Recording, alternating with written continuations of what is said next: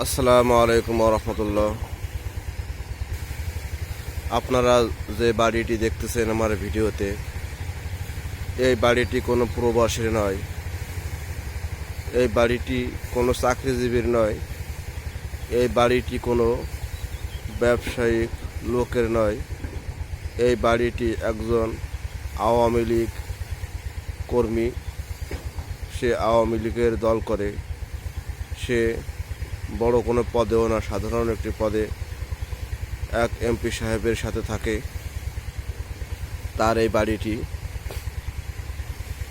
এই বাড়িওয়ালার ছেলের থেকে আমি শুনেছি এই বাড়িটি কমপ্লিট করতে 2,20,00,000 টাকা লেগেছে। যেহেতু বাড়িটি আমি আপনাদেরকে ভিতরে দেখাইতে পারলাম না, বাইরের এক সাইড দেখাইলাম। এই টাকাগুলি কিন্তু মূলত জনগণের টাকা খরচ করে এই বাড়িটি বানানো হয়েছে।